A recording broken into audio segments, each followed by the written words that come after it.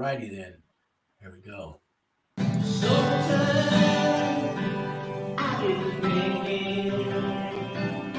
Out my life, wonder where did I go wrong? Sometimes I start to wonder. Hello, YouTube, Facebook, everybody. This is Federal Prison Talk, and it's live, and you can call in tonight. I got a guest coming on, she said, Angie from Prison Talk with Angie. And she did time in Alderson Prison, where Martha Stewart used to go. And I think she was looking at 30-something months. She got out in 9 months, started this channel, and I got the pleasure of knowing her before she went to prison. I helped her out with a few things, like I've been doing. Character reference letters and, coaching you for sentencing day and tips on how to get in programs. And now I'm getting people in RDAP and all that's going on. The biggest thing going on with me, guys, is I'm off probation. I'm off to 3 years of federal probation. That was yesterday. And I'm still good, man. I'm not drunk. I'm not high. I didn't break the law. No, just because you get off probation, man. I got a rap sheet now. So if I get pulled over, maybe they can't search the car, but they can sure give me a hard time and suspect me of everything because I've been in the federal and it shows up. So just because you get off probation, that doesn't mean you run out and you go do crimes again. It's been a long journey, guys. A long journey. Let me check the comments to see if anybody's on here. Not yet, but we got a couple people watching. So, guys, yeah, in 2011, my house got raided. I was filing false tax returns for homeless people and drug addicts and all over. If you got you got a couple streets or neighborhood or more than that in your town and it's full of tents of homeless people, those were my customers. So, and if they never had a job and they never filed taxes, it was even better. So I put them down for panhandling, what we call it, recycling, still in copper, whatever it was. And I could get them back $2,000 back a year. So I took 20% and I gave them 80. And I had everything running through my bank because I don't trust homeless people to pay me. So that's where they got me at. And they said the way I was doing the taxes really wasn't wrong, but you put down that every single one of these people made $12,400. And you found hundreds of these people. They all made the exact amount. They all came to you. And that's where I went wrong. And you know what? The thing is, I stole money from the government. That was not mine, was not the people I was filing for. And today I can admit that. Doesn't matter who you steal from, justified or not. I used to think it's from the government. Oh, I'm robbing the rich, giving to the poor. No. I was not robbing the rich. I was robbing my own government. And the Bible says that that's Caesar's money. That's Caesar's money. So if you think you're stealing from a dollar item from the dollar store, or you're changing the 3 to a 6 on some tax forms because you don't want to pay that extra money, that's Caesar's money, man. It's not your money. You're stealing, okay? Right or wrong, it's wrong. And you know it, or you won't be thinking twice about it. So you make too many of those mistakes and big ones, and you can end up in federal prison like I did. So that was 12 years ago, man. 12 years ago. And I remember it was right before Christmas when they raided my house.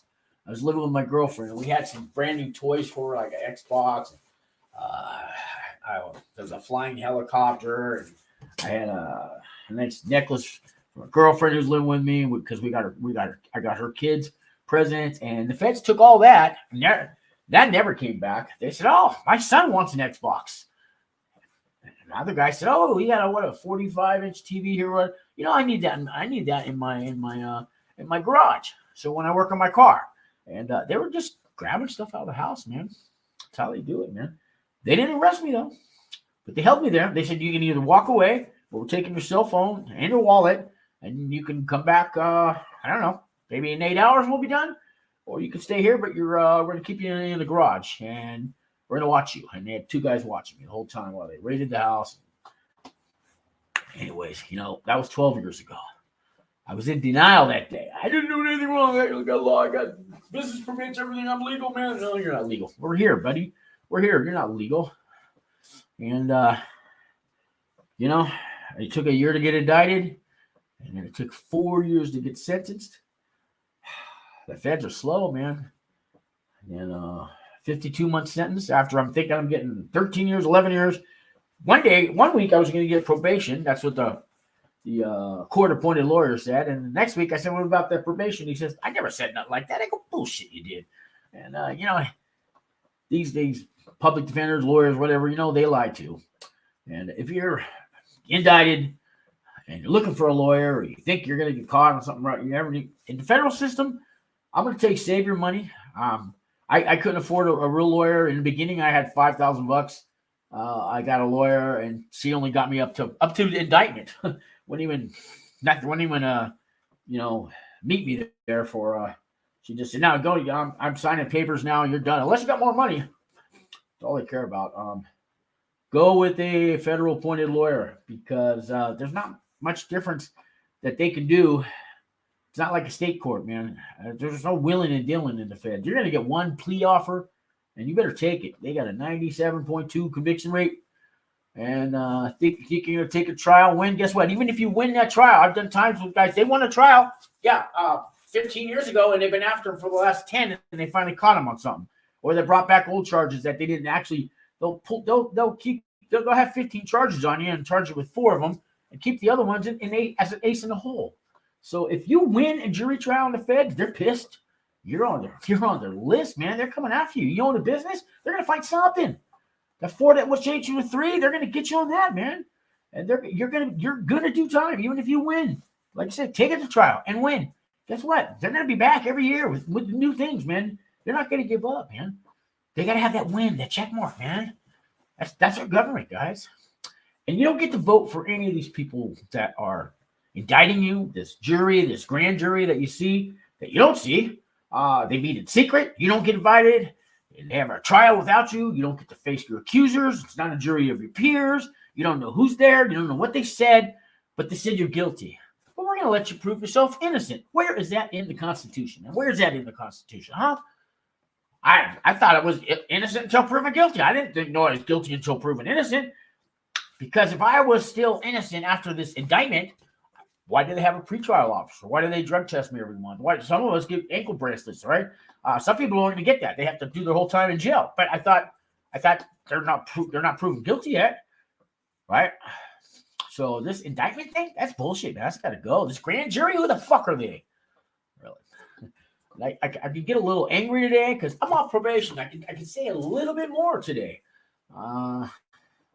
So I'm angry at the system, but I was more angry at myself because I knew what I was doing was wrong, man. I knew it was wrong at the time, man. It was just too easy, man. This money doesn't come. You don't get money. It's too easy.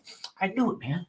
And a year went by and I was doing it. And I thought, well, it's easy, but I guess I'm getting away with it. No, he wasn't getting away with it, man. They were watching me for a while, they said. Watching me for a while. And then when I thought, they were listening on my phone. They told me that. The agents told me that. We know your computer. We know you just filed the text thing about 3 hours ago before we got here. Who's it? David Hunt or something? They said the name was. Damn, they knew. So not that I was paranoid, but I thought, that may be being watched. I was being watched. You see 2 strange guys in different cars watching the house, here and there, a couple months before it all went down. They were there. Yeah, they told me. Yeah, that was me. That was me sitting in the car. He told me, man, we watched you, man. We remember you mowing the lawn there in the middle of the night. Were you high on something? Yeah. Yeah, they were watching me, man. They were watching me. They're probably still going to watch me. Because even though I've made it through, it's been 12 years and did my time, paid my debt to society, halfway house, 3 years of this federal pretrial, federal probation. They're going to watch me, though. So, you know what? God's watching me, and I'm watching me now. I got a different mindset today. I'm watching me, man. I'm watching myself now. I don't want to go back to prison. Being off probation, it's great. I love it. No more leash, no more collar. In a way, I'm almost scared. Because now, if I fuck up, I got to take accountability. There's nobody there probation officer to give me one more chance, or you fucked up, or we'll let you go this time, or we're going to put you back in, and they're going to house me, and they're going to take care of me, and I fuck up now. I'm homeless, probably in 3 days, knowing me.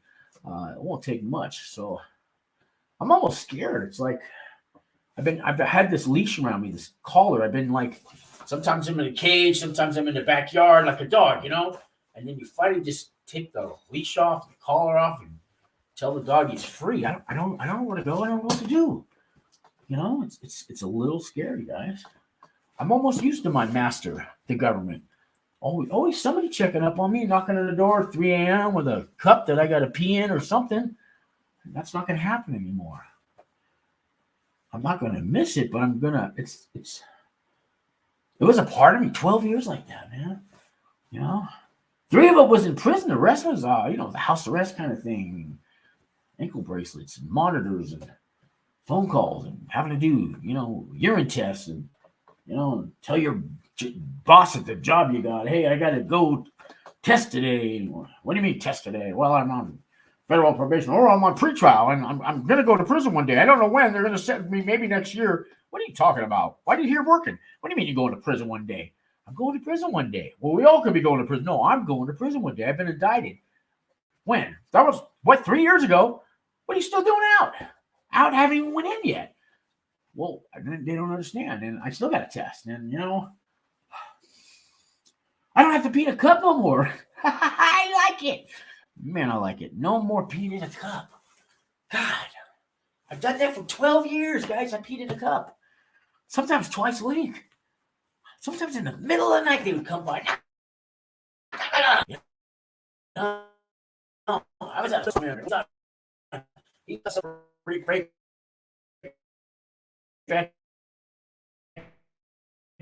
Maybe 32 a.m. Thanks a lot. This is after I've been on probation for a year or two. Didn't happen here in New Mexico, but that was when I was in California. But so you guys, I just gotta tell you, man, it's been hurting, man. I'm gonna tell you, prison. I don't know if it was the best thing that ever happened to me, but I made the best out of what happened to me. I turned it around, man. I'm proud of myself. I turned it around, guys. I really did. Who we got in the room? We got Wesley. What's going on, Wesley? We got Michael Young. He says, hello. Hello, Michael Young. How are we doing, guys? So, I got a couple news videos I was going to show you. Angie from Angie Talks Prison, or Prison Talk with Angie, said she was coming on because this is all about women getting abused in the federal prison. It's still happening. Me and her just did a show, I don't know, 6 months ago about the federal prison camp and the federal prison Los facility in Dublin, California. And a lot of people got fired over there. I think one was a chaplain. And we had a video with, I don't know, a dozen women that were interviewed that used to be in that prison. Angie was in that prison. She told me when we were watching video, I know that guard, I know that guard. He was talking this shit. They were talking this. They grabbed me. They almost every woman in federal prison gets approached by a guard, man. They don't like to be called guards. They like to be called correctional officers. Well, we don't like to be called, what they call us. I don't even like the word inmate, but, they have names for us, so we have names for them. So I'm going to call them a guard. Correctional officer. Sure, if that makes you feel better, buddy. Sure. But they closed down Coleman Low. They had a Coleman Low for women. I believe that one got closed. I think Atlanta, they closed one. A lot of women's prisons have been closed because all the staff got caught raping or abusing or sexually, doing things to the women in there. And some of them, I'm sure some of them wanted it or enjoyed it. They hadn't had a man in years. I get all that. But it shouldn't be, that's not what our tax dollars go for these correctional officers to keep these women safe. And sure, they got to do the job. I understand it's the prison, but that doesn't mean they're your property. And you can manipulate them and, violate them. Men too, man. Men too. Where I was at Florence Federal Prison Camp, I'm a camper, so the campers work outside of the prison sometimes. We work down the road at the Supermax. And where, the Unabomber is, and the Boston Bomber, and the Shoe Bomber, the Oklahoma City Bomber, and the UN Bomber, the whole bomber row. El Chapo got there the last month I was there. I got to make his trays for him. Anyways, poor guy. Anyways, so there was a lady that worked in the staff, and I did a show on this. I put the newspaper articles. I put her name on blast, and I didn't get any calls from my probation officer about that one. But I did a show. So she got caught in the meat locker with one of the inmates having sex. And they've been doing it for quite a while. And this lady, her husband, what's her last name? Karasako? It was a Kawasaki. She was white, but her husband was Japanese, so she had his last name. And it's one of my videos. So anyways, her husband worked at the FCI, or no, worked at the penitentiary, and she worked at the Supermax, and they were kind of across the street from each other. And I guess he just wasn't giving her what she wanted because she had to go over the inmates. We were sitting there one day at the table, me and some guys, we're on a break, we just washed 1,000 trays, and we're taking a break, and we're flipping through some magazines, and they're like People magazines, Us magazines, but there were some women in, the movie stars, and we're pointing out the women, and she comes over, what are you guys looking at those women for? When you could have me, right? She goes, oh, and she lifted up her shirt, showed us everything, and kept, and then laughed.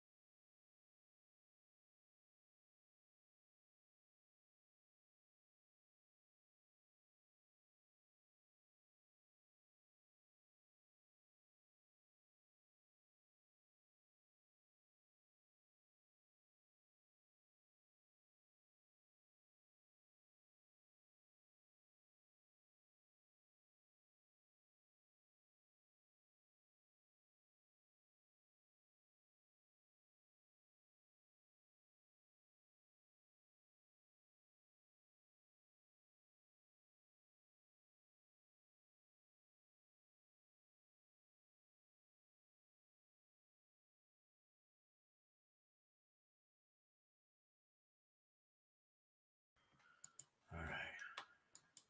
Oh, well, I'm going to end it.